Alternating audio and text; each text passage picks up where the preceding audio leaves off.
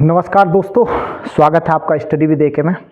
तो प्यारे दोस्तों, हम पॉलिटिकल साइंस की सीरीज देख रहे थे और उसमें हमने पॉलिटिकल साइंस में अब तक देख लिया था सरकार और सरकार के विभिन्न अंगों के बारे में देखा था। तो सरकार के जो 3 अंग थे उसमें प्यारे दोस्तों हमने ये देखने का प्रयास किया था कि विधायिका का क्या स्तर है, भारत में कितने स्तर हैं और विधायिका का नेचर कैसा है। ठीक है, और उसमें हमने ये जाना था कि जो भारत में विधायिका है वो 3 स्तरों पर मिलती है। सेंट्रल लेवल पर मिलती है, उसका नाम होता है आपका संसद, और जो राज्य स्तर पर होती है उसको राज्य विधानमंडल बोलते हैं या स्टेट लेजिस्लेशन, और एक मिलता है ग्राम स्तर पर, ठीक है, जिसको ग्राम सभा बोलते हैं। 3 स्तरों पर मिलती है। और अगर प्रकृति की बात करें तो प्यारे दोस्तों, भारत में केंद्र स्तर और राज्य स्तर पर विधायिका का जो स्वरूप है वो कैसा है, वो बाइकैमरल है, अर्थात द्विसदनीय विधायिका का कंसेप्ट है। ठीक है, द्विसदनीय मतलब 2 सदन होते हैं। जैसे मान लो संसद के 2 सदन, लोकसभा राज्यसभा केंद्र स्तर पर होंगे, और राज्य स्तर पर आप देखेंगे जो विधानमंडल होता है उसके भी 2 सदन होते हैं, एक विधानसभा और एक विधान परिषद। इसी प्रकार हमने देखा था कार्यपालिका का स्वरूप भारत में। ठीक है, तो कार्यपालिका को हमने डिवाइड किया था कि भाई जो कार्यपालिका हमारे यहाँ पर क्या है, पार्लियामेंट्री सिस्टम ऑफ गवर्नमेंट है। पार्लियामेंट्री सिस्टम ऑफ गवर्नमेंट में यानी संसदीय शासन व्यवस्था में क्या होता है, कार्यपालिका 2 वर्गों में बांटी जाती है। एक को बोलते हैं औपचारिक कार्यपालिका जिसका प्रमुख राष्ट्रपति होता है, और एक होती है आपकी वास्तविक कार्यपालिका जिसका हेड जो होता है वो प्रधानमंत्री होता है। ठीक है, फिर हमने वास्तविक कार्यपालिका को भी भाई 2 वर्गों में बांट लिया था कि एक होती है राजनीतिक कार्यपालिका जो चुनकर आते हैं राजनीति में, ठीक है, और एक होती है प्रशासनिक कार्यपालिका जिसमें सभी लोग क्या होते हैं, एग्जाम के द्वारा आते हैं। तो आज का जो हमारा जो कंसेप्ट प्यारे दो, आज का जो हमारा टॉपिक होगा वो है न्यायपालिका के संदर्भ में। तो यानी कि हम देखेंगे न्यायपालिका की प्रकृति, nature of judicial body in India. Bharat में न्यायपालिका की प्रकृति कैसी है, तो ये हमारा जो टॉपिक होगा क्या है, भारत में न्यायपालिका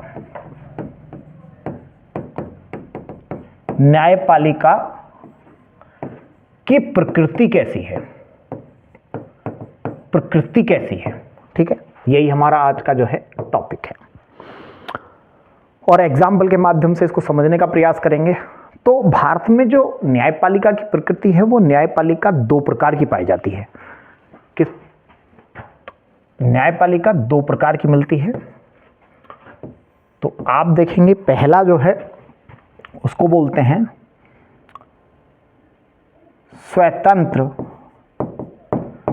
स्वतंत्र न्यायपालिका।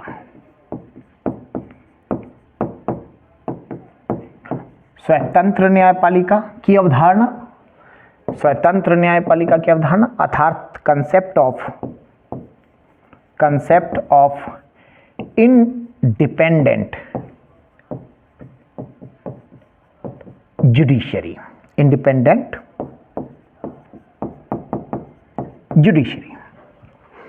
और जो दूसरा है प्यारे दोस्तों, दूसरे प्रकार जो है न्यायपालिका का भारत में, उसको बोलते हैं एकीकृत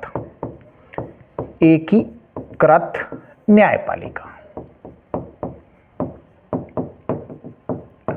एकीकृत न्यायपालिका की अवधारणा, that means concept of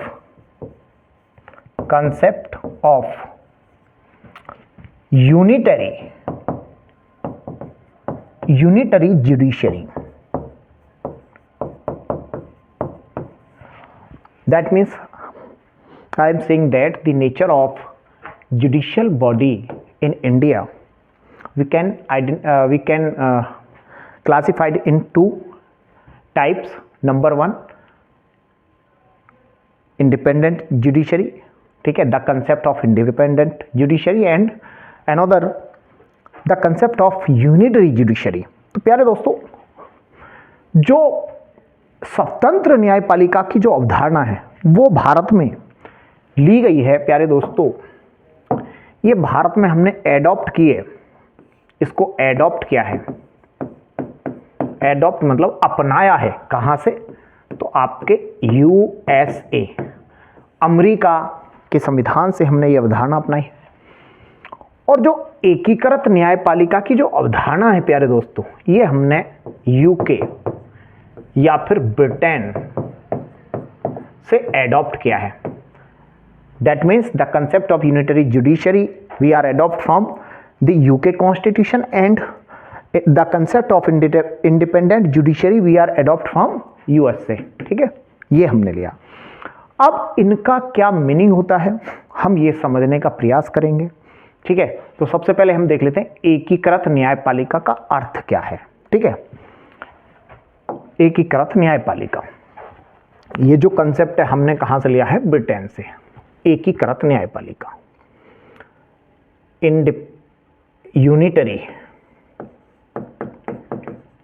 unitary judiciary. प्यारे दोस्तों, यूनिटरी जुडिशरी की अगर हम बात करें, इसका अर्थ क्या है, आखिर इसका मीनिंग क्या है, तो इसको मीनिंग को समझने के लिए प्यारे दोस्तों हम एक मैप के माध्यम से समझते हैं। भारत में जो कोर्ट की संरचना है वो कुछ इस प्रकार दी हुई है, कुछ इस प्रकार से दी हुई है। जैसे मान लीजिए यहां पर आपके हो गए लोकल कोर्ट, स्थानीय न्यायालय, इधर मान लीजिए कि डिस्ट्रिक्ट कोर्ट हो गए, जिला न्यायालय, उसके बाद आपके हाई कोर्ट हो गया, high courts, district courts, local courts, और ये जो सबसे ऊपर है इसको बोलते हैं सुप्रीम कोर्ट। क्लियर है? तो अर्थात मैं ये कह रहा हूं प्यारे दोस्तों कि पहला हो गया, जैसे मान लीजिए स्थानीय न्यायालय, स्थानीय न्यायालय, उसके बाद आपका जिला न्यायालय हो गया, जिला न्यायालय, उसके बाद आपका उच्च न्यायालय, उच्च न्यायालय, उच्च न्यायालय हो गए, हाई कोर्ट्स, और फिर सबसे लास्ट में जो है वो है आपका सुप्रीम कोर्ट अर्थात सर्वोच्च न्यायालय। इस प्रकार की संरचना देखने को मिलती है। यानी कि मान लीजिए कि एक पिटीशन करता है, वो लोकल कोर्ट में गया, वहां पर कुल मिला के वो केस जो है हार गया। उसके बाद डिस्ट्रिक्ट कोर्ट गया, वहां पर भी उसके खिलाफ आया केस, तो वो कहाँ जा सकता है, इस कोर्ट के खिलाफ, इसके फैसले के खिलाफ यहाँ जाएगा, इसके फैसले के खिलाफ यहाँ जा सकता है, और हाई कोर्ट के फैसले के खिलाफ कहाँ जा सकता है, सुप्रीम कोर्ट। एक तो ये हो गया, थ्रू प्रोसेस चैनल जाता है। दूसरी बात, इसका जो मीनिंग है प्यारे दोस्तों, यूनिटरी जुडिशरी, एकीकृत न्यायपालिका का मीनिंग क्या है, अर्थ क्या है, तो प्यारे दोस्तों इसका जो अर्थ है वो ये है कि सर्वोच्च न्यायालय जो भी निर्णय लेगा वो भारत के सभी अधीनस्थ न्यायालयों के लिए क्या होंगे, कानून के रूप में होंगे। द डिसीजन या order, the decision and order of the Supreme Court followed as a law by all subordinate court of India. Clear? Bharat के सभी अधीनस्थ न्यायालय, अब सुप्रीम कोर्ट के तो सभी अधीनस्थ हुए ना भाई, भारत के अंदर कोई भी कोर्ट होगा तो वो क्या होगा, वो सुप्रीम कोर्ट के क्या होगा, अधीनस्थ ही होगा, सबऑर्डिनेट कोर्ट होगा। तो सुप्रीम कोर्ट ने जो भी निर्णय दिया वो भारत के सभी न्यायालयों के लिए कानून होंगे।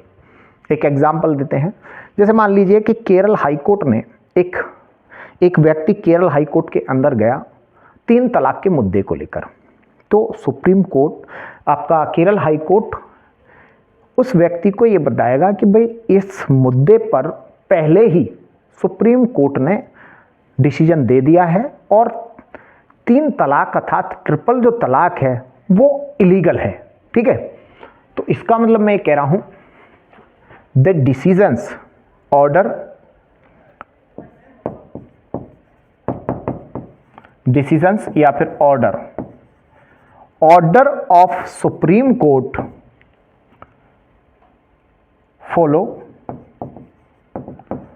followed by followed as a law by all subordinate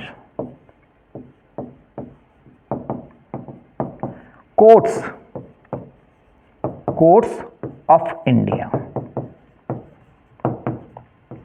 इसका मतलब ये हुआ प्यारे दोस्तों, एकीकृत न्यायपालिका की जो अवधारणा है हमने जो यूके से ली है, ये कहता है कि जो सुप्रीम कोर्ट निर्णय देगा वो सभी के लिए क्या होंगे, कानून के रूप में होंगे, ठीक है, अनुल्लंघनीय, उनका उल्लंघन नहीं किया जा सकता, ठीक है। तो ये इसको बोलते हैं एकीकृत न्यायपालिका।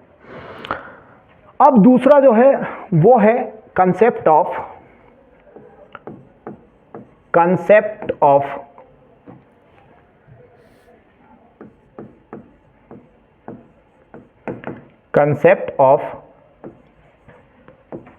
Independent judiciary.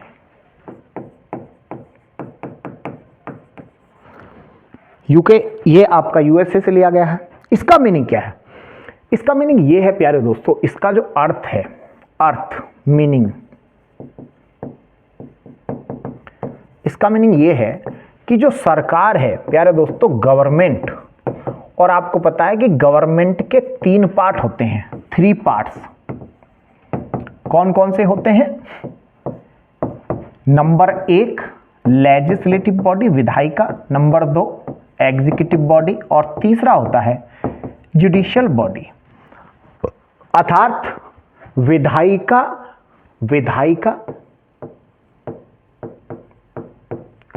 या विधान पालिका भी बोल देते हैं इसको, व्यवस्थापिका भी बोल देते हैं। दूसरा है कार्यपालिका, और तीसरा जो है दोस्तों वो है न्यायपालिका। अब इसका मीनिंग क्या है? तो मीनिंग मैं ये कह रहा हूं प्यारे दोस्तों, स्वतंत्र न्यायपालिका का अर्थ होता है कि सरकार के अन्य 2 अंग न्यायपालिका के कार्यों में हस्तक्षेप नहीं करेंगे। ये इसका क्या है? जनरल मीनिंग, ठीक है। अन्य 2 बात का मतलब क्या हुआ कि विधायिका और कार्यपालिका न्यायपालिका के कार्यों में हस्तक्षेप नहीं करेगा, सीधी सी बात है, ठीक है। That means I am saying that the general meaning of independent judiciary is to other part of government not interfere in the work of judicial body, in the work of judiciary, ठीक है। that means 2 part means legislative body and executive body not interfere in the work of judicial body, clear सी बात है। But अगर हम specially बात करें, but in India Bharat में इसका जो मीनिंग है, इंडिया में इसका मीनिंग क्या है? स्पेशली बोला गया कि विशेषकर विधायिका नहीं, विशेषकर कार्यपालिका न्यायपालिका के कार्यों में हस्तक्षेप नहीं करेगा। दैट मीन्स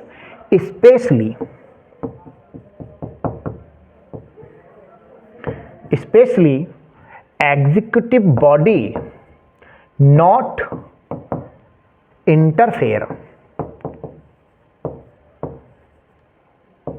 इन द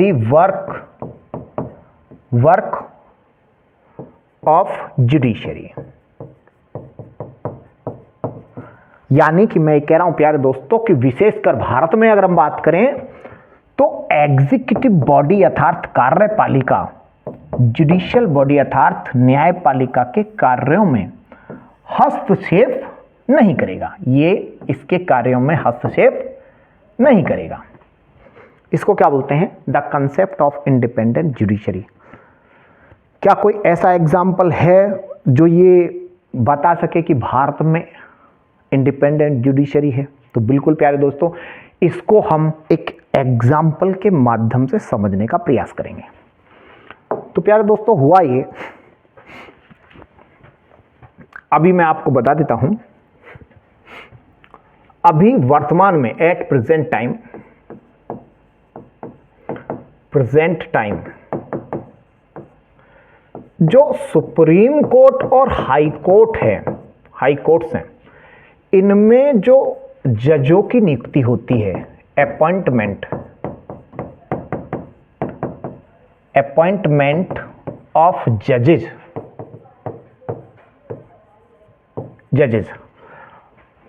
उसके लिए जो प्रोसेस अपनाया जाता है, प्रोसेस या मेथड, जो विधि अपनाई जाती है, उस विधि का नाम है प्यारे दोस्तों, उस विधि को कहते हैं कॉलोजियम सिस्टम।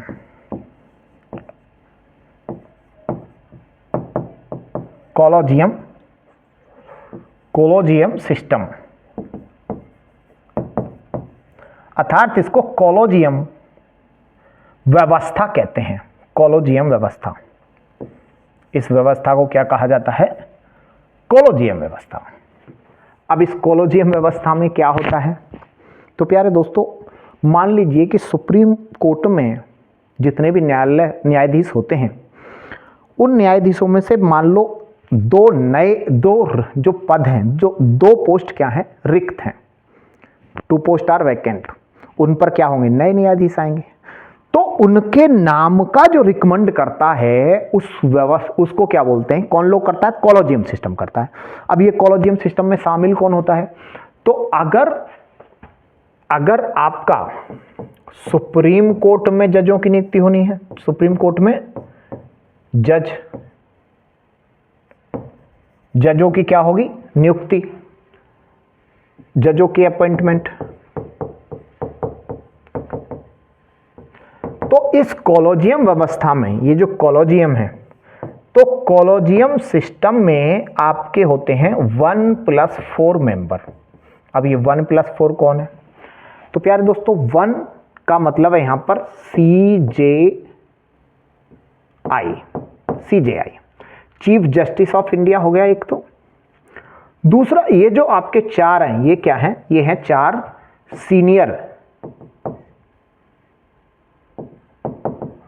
सीनियर मोस्ट जज ऑफ सुप्रीम कोर्ट। मैं ये कह रहा हूं कि प्यारे दोस्तों, अगर सुप्रीम कोर्ट में कोई नया जज बनाना है तो वहां पर कॉलोजियम व्यवस्था में कौन बताएगा? तो 5 लोग बता देंगे कि भाई ये व्यक्ति नया जो है जज बनेगा। कौन हो गए उसमें 5 लोग? एक तो मुख्य न्यायाधीश हो गया, भारत का मुख्य न्यायाधीश या सुप्रीम कोर्ट का मुख्य न्यायाधीश, जिसको CJI chief justice of India कहेंगे। और 4 वहां पर जो सबसे वरिष्ठ न्यायाधीश होंगे, ये जो है कॉलोजियम में शामिल होंगे। इसी प्रकार अगर आपका हाई कोर्ट में किसी न्यायाधीश को नियुक्त किया जाना है, हाई कोर्ट के अंदर क्या करना है? जज अपॉइंट करना। तो उसके कॉलोजियम में कौन होता है? तो उसमें होते हैं 6 मेंबर। कौन होता? तो उसके जो कॉलोजियम सिस्टम होगा उसमें कितने होंगे? 6 मेंबर। 6 मेंबर कौन कौन होंगे? तो 1+1+4। तो प्यारे दोस्तों, सेम रहेगा, 4-5 तो वही रहेंगे, यानी कि एक चीफ जस्टिस ऑफ इंडिया, 4 वरिष्ठ न्यायाधीश, कहाँ के? सुप्रीम कोर्ट के। और जिस हाई कोर्ट में नया न्यायाधीश नियुक्त होना है, उस हाई कोर्ट का मुख्य न्यायाधीश शामिल रहेगा उस कॉलेजियम में, और ये बता देंगे कि भैया इस व्यक्ति को नया जो बनेगा ये बनेगा, ठीक है, जज। तो नामों का रिकमेंड कौन करता है? अर्थात कॉलेजियम व्यवस्था करता है। अभी तक ये व्यवस्था चल रहा है, ठीक है, अभी भी यही व्यवस्था लागू है, ठीक है। अब हुआ ये, इस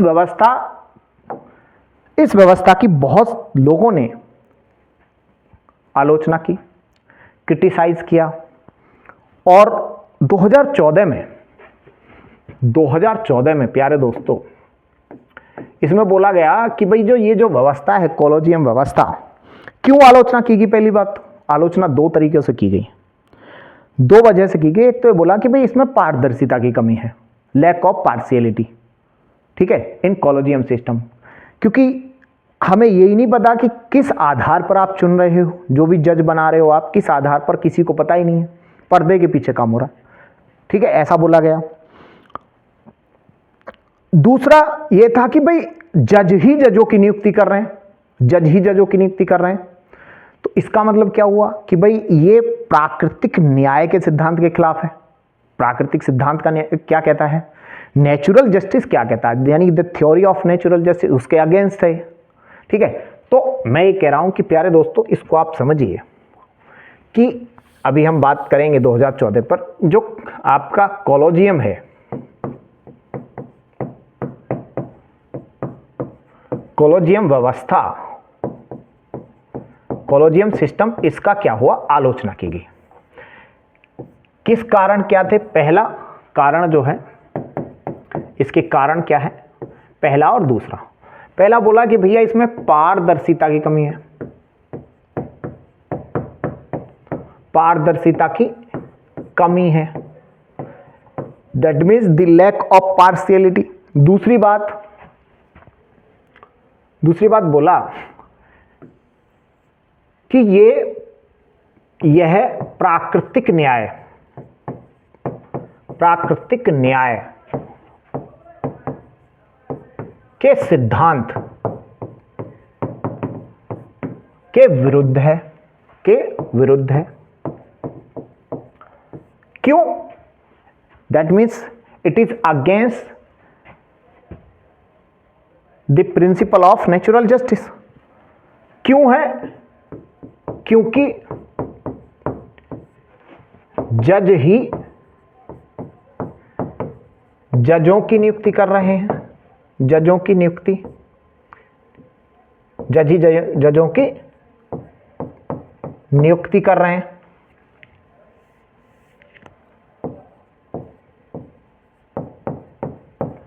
जज ही जजों की क्या कर रहे हैं, यहां पर नियुक्ति करें। जज अपॉइंट्स अदर जज, it is against natural justice. इसको आप ऐसे समझिए कि मान लो कि आपके घर में कोई व्यक्ति है जिसने कोई क्राइम कर दिया। अब मान लो कि आप एक ऑफिसर हैं और आपको ही उसकी जांच करने के लिए एक कमेटी बनाई और उसका हेड बना दिया, तो नेचुरल सी बात है कि ज़्यादातर चांस ये है कि आप हो सकता है कि उसको बचाने का प्रयास करो, आप उसका फेवर लो।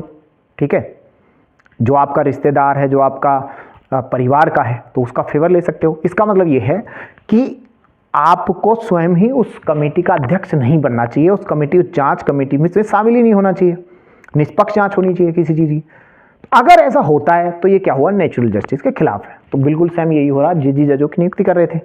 इस व्यवस्था को प्यारे दोस्तों खत्म करने के लिए, ठीक है, इस व्यवस्था को खत्म करने के लिए 2014 में मोदी गवर्नमेंट एक विधेयक पास करती है, विधेयक लेकर आती है। मैं कह रहा हूं कॉलोजियम व्यवस्था, कॉलोजियम सिस्टम, कॉलोजियम सिस्टम को रिप्लेस करने के लिए, रिप्लेस करने के लिए 2014 में मोदी गवर्नमेंट एक विधेयक लेकर आती है। इस विधेयक का नाम था NJAC बिल, NJAC बिल विधेयक, अर्थात आप इसको बोल सकते हो national judicial appointment commission. Clear, विधेयक, ठीक है, इसका नाम क्या हो गया, नेशनल जुडिशियल अपॉइंटमेंट कमीशन विधेयक। ठीक है, तो पहले ये क्या था, विधेयक। अब किसको रिप्लेस करने के लिए ला रहा है भाई, कॉलोजियम व्यवस्था का। इसका मतलब क्या हुआ, अब कॉलोजियम व्यवस्था यानी कि कॉलोजियम में जो मेंबर है वो नहीं बताएंगे नया जज कौन बनेगा। अब कौन बताएगा, अब NJAC बताएगा कि भैया इसमें कौन होगा, जो NJAC में शामिल होंगे वो रिकमेंड करेगा कि नया जज कौन बनेगा। ठीक है, आप ध्यान से समझिए मेरी बात। 2014 में लाया गया था, 2014 में ये बिल लाया, NJAC बिल।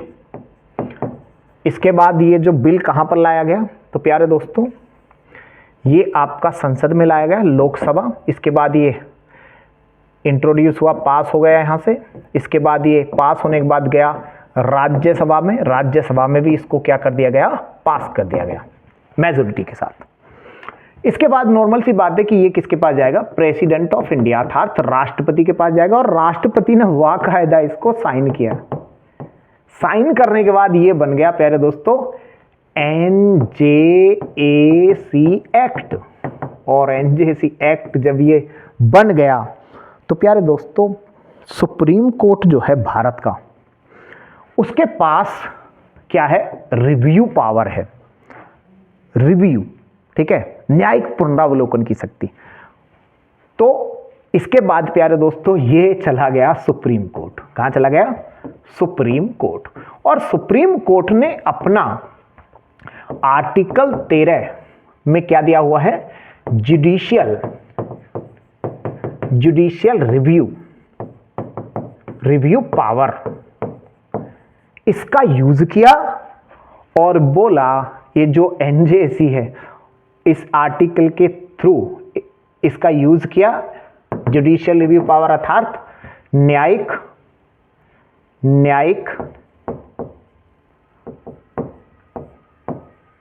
पुनरावलोकन की शक्ति किसमें दी हुई है, आर्टिकल 13 में। इसका यूज किया और सुप्रीम कोर्ट ने बोल दिया प्यारे दोस्तों कि NJAC जो होगा, जो एक्ट है, NJAC एक्ट जो है उसके इक्वल कर दो 0, अर्थात इसको सस्पेंड कर दिया, इसको समाप्त कर दिया, ठीक है, इसको नल एंड वायलेट घोषित कर दिया, ठीक है। अब आप बोलेंगे कि क्यों कर दिया, इसमें क्या आफत आई, क्योंकि उसमें तो पारदर्शिता भी नहीं थी और प्राकृतिक न्याय के खिलाफ था, प्राकृतिक न्याय के जो सिद्धांत है उसके भी खिलाफ था। तो आखिर इसको सुप्रीम कोर्ट ने क्यों 0 घोषित कर दिया। तो प्यारे दोस्तों मैंने ये बताया, आर्टिकल 13 का यूज करते हुए सुप्रीम कोर्ट ने, या फिर और भी जो जुडिशियल रिव्यू पावर और भी आर्टिकल्स में दिया हुआ है, उस जुडिशियल रिव्यू पावर का यूज करके सुप्रीम कोर्ट ने बोला कि भैया NJAC जो एक्ट है वो स्वतंत्र न्यायपालिका का वायलेशन करता है। आप बोलेंगे कैसे, तो प्यारे दोस्तों आपको ये कैसे पता चलेगा, क्योंकि ये स्वतंत्र न्यायपालिका का वायलेशन कैसे करता है। एक्चुअली जो आपका NJAC था, NJAC, इसमें जो लोग थे प्यारे दोस्तों, इसका जो कंपोजिशन था, इसमें टोटल 6 मेंबर थे। इसमें क्या थे, टोटल 6 मेंबर। और ये किस लिए लाया गया, क्योंकि जज ही जजों की नियुक्ति कर रहे थे, पहले सारे जज ही उसमें क्या थे, सारे के सारे जज ही थे, तो इसीलिए लाया गया था। तो इसमें जो कंपोजिशन था, तो इसमें 6 मेंबर थे, और ये किस प्रकार थे, तो 3 जो थे 3 मेंबर, और इधर भी 3 थे। तो 3 मेंबर तो थे भाई आपके न्यायपालिका से, न्यायपालिका अर्थात जुडिशरी थे, जुडिशरी थे।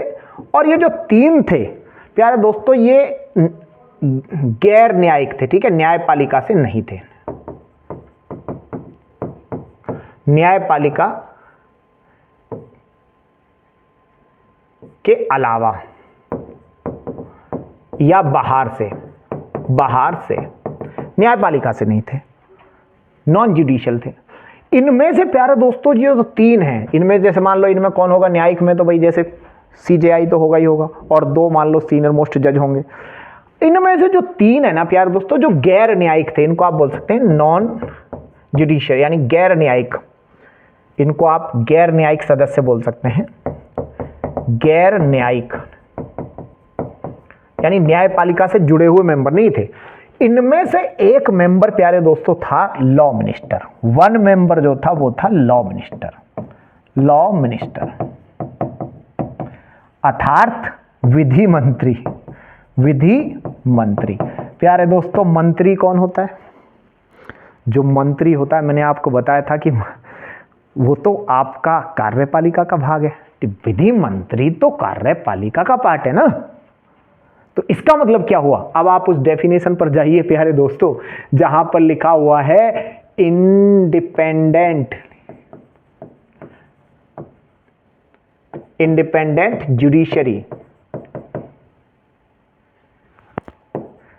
इंडिपेंडेंट जुडिशरी का मीनिंग क्या है? मीनिंग था कि भैया executive body can't interfere in the work of judicial body. Executive body can't interfere in judicial body. Judicial यानी जुडिशरी अर्थात कार्यपालिका न्यायपालिका के कार्यों में हस्तक्षेप नहीं करेगा। इसीलिए प्यारे दोस्तों सुप्रीम कोर्ट ने एनजेसी को क्या कर दिया? जीरो घोषित कर दिया। और यह बात ध्यान रखना कि भारत में जितने भी संविधान संशोधन हुए हैं ये एकमात्र ऐसा एक्ट था जिसको जो पूरी तरह बाकायदा राज्यसभा ने मेजॉरिटी के साथ पास किया, लोकसभा ने किया, राष्ट्रपति ने साइन कर दिए और उसके बाद इसको पूरी तरह से समाप्त कर दिया। ठीक है, तो वो कौन सा कानून था? एनजेएसी कानून। अब स्वतंत्र न्यायपालिका, अब थोड़ा सा इसको देखिए प्यारे दोस्त और चीजों को समझते हैं। सुप्रीम कोर्ट ने और क्या बोला भाई? एक होता है आपका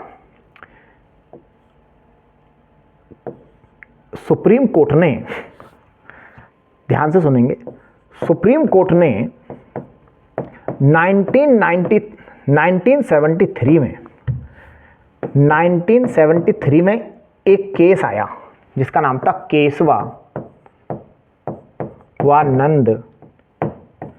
भारती केस।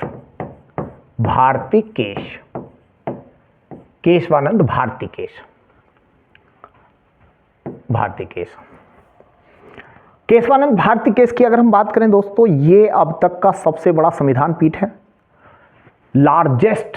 ये जो था इसमें जो जज सुन रहे थे, संविधान पीठ किसको बोलते हैं? जिसमें 5 या 5 से अधिक मेंबर एक पीठ में हो, एक बेंच में हो, तो उसमें उसको क्या बोलेंगे? Constitutional bench. तो प्यारे दोस्तों ये भारत की लार्जेस्ट कॉन्स्टिट्यूशनल बेंच थी। कितने मेंबर थे इसमें? तो इसमें टोटल 13 जजेस थे और जो फैसला आया था वो 7-6 से आया था। अब इस केशवानंद भारती केस में प्यारे दोस्तों सुप्रीम कोर्ट ने एक नया कंसेप्ट दिया, एक नवाचार बोल सकते हैं इसको आप, एक नया कंसेप्ट दिया जिसको आप बोलते हैं संविधान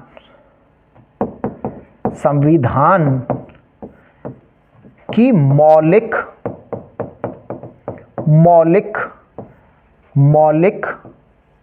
संरचना, अर्थात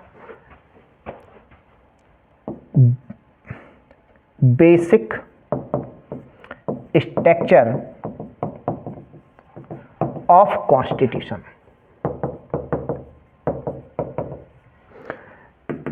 basic structure of the constitution किसमें दिया? केशवानंद भारती केस में। अब ये क्या है? तो ऐसे मान लीजिए प्यारे दोस्तों कि हमारा जो कॉन्स्टिट्यूशन है वो क्या है? ये एक डॉक्यूमेंट है, दस्तावेज है, इसमें बहुत सारी चीजें लिखी हुई हैं। इसमें से कुछ चीजों को बोला कि भैया ये पहला पॉइंट, जैसे मान लो इसमें लिखा हुआ है 1 2 3 4 5 6 7 8, ये सारी के सारे जो है प्रावधान लिखे हुए हैं। अब इसमें से इसने बोल दिया कि भैया ये जो है इनमें से एक को बोल दिया बेसिक स्ट्रक्चर ऑफ कॉन्स्टिट्यूशन। जैसे मान लो कि पहला प्रावधान इसके अंदर आएगा, फिर चौथा चीज इसके अंदर, फिर 7वां चीज अच्छी है ये इसके अंदर आएगी, 8वीं चीज। तो ये क्या बना दिया इसने? Basic structure of the constitution. इसका मतलब ये बोला, सुप्रीम कोर्ट ने बोला कि पहली बात तो इसकी अलग से इन्होंने लिस्ट बनाई कि ये चीजें basic structure of the constitution का भाग होंगे, और ये बताया कि इसकी लिस्ट जो है हम समय समय पर ये बताएंगे कि कौन सी चीज इसके अंदर आएगी। और एनजेसी का जब रिव्यू कर रहा था सुप्रीम कोर्ट, तो उसने बोला कि मेरे प्यारे दोस्तों कि जो स्वतंत्र न्यायपालिका है, स्वतंत्र न्यायपालिका की जो अवधारणा है अवधारणा है ये किसका पार्ट है? ये basic structure of the constitution का पार्ट है। इसका मतलब ये है अगर कोई चीज बेसिक स्ट्रक्चर के अंतर्गत है तो उसमें विधायिका यानी कि हमारा संसद भी बदलाव नहीं कर सकता, इनको रीराइट नहीं किया जा सकता। जैसे हमारे यहां पर पार्लियामेंट्री सिस्टम ऑफ गवर्नमेंट है, संसदीय शासन व्यवस्था, तो उसको नहीं बदला जा सकता। ठीक है, तो इसको बता दिया कि भैया ये क्या है, आपका basic structure of the constitution है। ठीक है, तो इसमें आप क्या है, तो इस वजह से भी क्या कर दिया, आपका एनजेएसी को समाप्त कर दिया। तो प्यारे दोस्तों, आज हमने ये समझने का प्रयास किया कि भारत में न्यायपालिका का जो नेचर है वो कैसा है। ठीक है, और हमने ये भी बताया कि किस प्रकार से न्यायपालिका स्वतंत्र है, उसका एग्जाम्पल भी दिया कि वो स्वतंत्र रूप से काम करती है, और इसको बोल दिया कि भाई विधि मंत्री है तो कार्यपालिका न्यायपालिका के कार्यों में हस्तक्षेप नहीं कर सकता। इसी वजह से क्या कर दिया, इसको खारिज कर दिया, और ये स्वतंत्र न्यायपालिका का बेस्ट एग्जाम्पल है। तो इसके साथ आप लिख सकते हैं। प्यारे दोस्तों, अगर आपको वीडियो पसंद आया हो तो वीडियो को लाइक करें, शेयर करें और सब्सक्राइब करें। ज़्यादा से ज़्यादा लोगों के साथ आप शेयर करें, अपने दोस्तों के साथ शेयर करें। तो प्यारे दोस्तों, हम मिलते हैं नेक्स्ट क्लास में। बहुत बहुत धन्यवाद। Thank you.